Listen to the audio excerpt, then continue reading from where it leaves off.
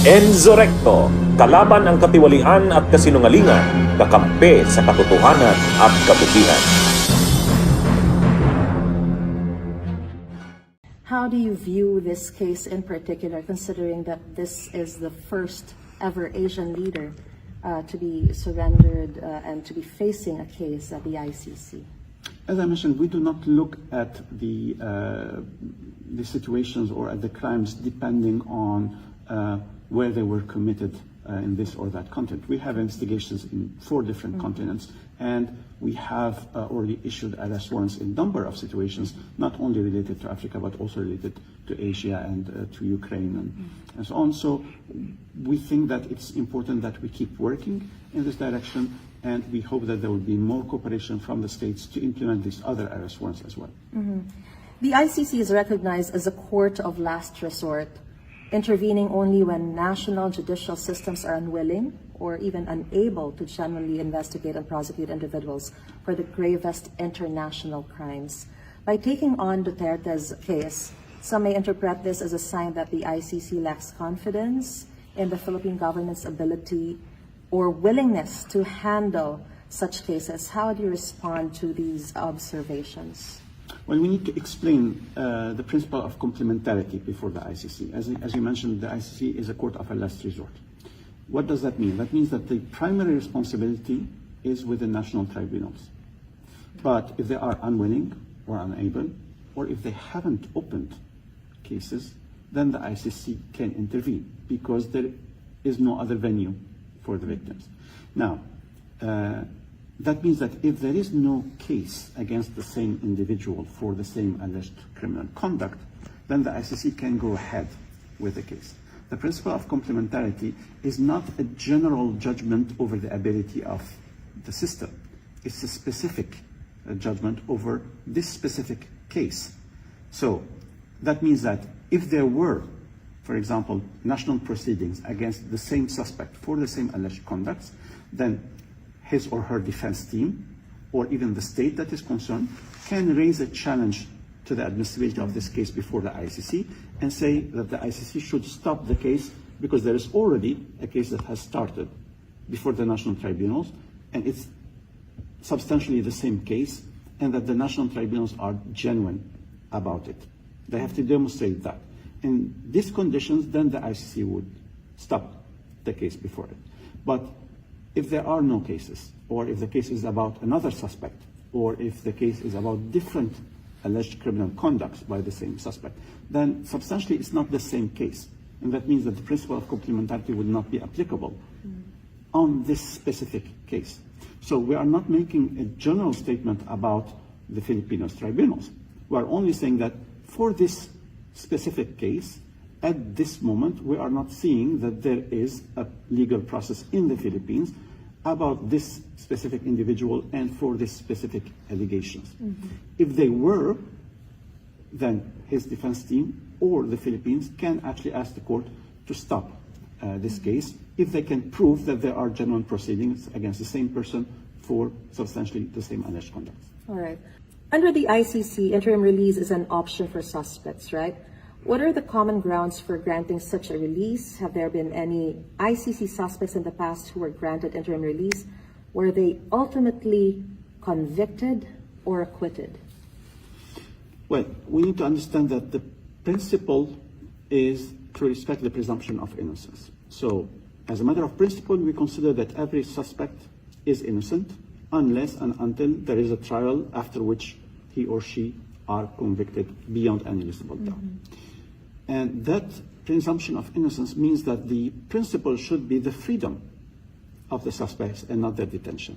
When the judges issue an arrest warrant, that means that they believe that the arrest of this specific individual is necessary, either because he or she are still committing crimes, or because he or she would not appear before the court and cooperate with it if the court issued a summons to appear and not an arrest warrant, or because they believe that maybe without arresting this individual, they may be creating obstacles or threats to the proceedings, to the investigation, or to the witnesses.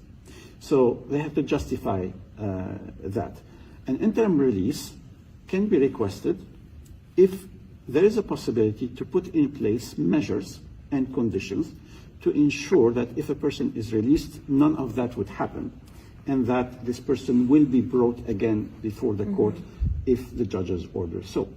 And that means that there is a different set of conditions that needs to be checked. First, in which country this person might want to be released. Does this country accept this release? If the court is ordering certain conditions and measures to be put in place to ensure that he will not be in contact with this or that he will not be threatening the investigation, that he will be brought again before the court when the judges order. Does the country accept these conditions and measures or not, and so on. So as a matter of general principle, there is all these conditions and questions need to be discussed before the judges, and then the judges will decide whether or not to grant an interim interim release with or without conditions, as I mentioned. It has happened in the past that certain persons were granted interim release or conditional release on different situations, sometimes temporarily for specific, sometimes personal conditions, and then back to the detention center. But again, it would be for the judges to decide on that if there would be a request to that effect. So even personal reasons? There has been short releases, for example, for private life circumstances for certain individuals in the past. We, as a matter of principle, respect this privacy, so we cannot actually discuss in details what actually happened, but that was very short moment. And again, it's the judges who decide on the interim release as a matter of principle. They decide also on the conditions and the duration of it. And eventually after that interim release, were they convicted or acquitted? I don't remember the full details of these different cases, but there is no link between the interim release and the final decision, because the interim release can happen at a pre-trial phase or at a trial phase. It's up to the judges to decide on it and on its conditions and on its duration. And it's not a prejudgment of whether this person will actually be acquitted or not. These are two different and separate questions. All right. Have there been instances where the pre-trial or the trial chamber considered the actions and behaviors of, or the behavior of the suspect's supporters in their decision making? In theory, how significant could this factor be in influencing the outcome of a petition, a certain petition or interim release, for example? Now, we have to understand that the judges can only decide based on what is presented before them, either by the prosecution or by the victim's lawyers or by the defense lawyers. So they are not taking into account any other elements that are not in the files before them. So this type of actions is showing support to certain suspects, but it's not part of the findings before the judges. So it cannot be taken into account by the judges. But something that has to be also understood is that the judges, of course, do understand the how to say, the question of ensuring that a person is brought before them.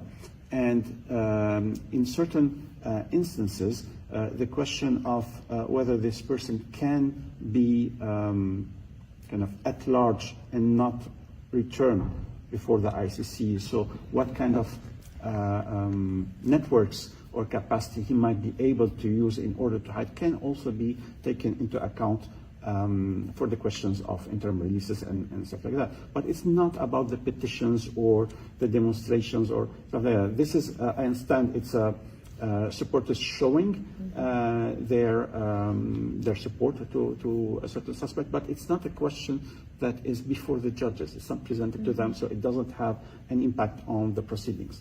How about a certain group actually collected 64 to 65,000 signatures, of course, asking for the former president to be brought back to the Philippines and just face his trial through video link whatsoever. And this, I understand, was submitted as a petition by this particular group here at the ICC. Will there be any implication, or will it actually affect will it even reach the court? if it is submitted by a civilian? No, we need to understand that the judges, as I mentioned, can only decide based on what is presented before them by the parties and participants to the proceedings. So if there is no standing for a certain individual, meaning that they are not representing one of the parties, that they are not representing the victims, they are not admitted in a certain way to the legal proceedings, then they cannot make petitions to the judges. Bunyog, bunyog, halikan na kasama ka. Bunyog, kapag buklod ay may pag-asa. Luzon, Visayas, Mindanao, isa ang pananaw. Sa bagong Pilipinas ang bunyog isisigaw.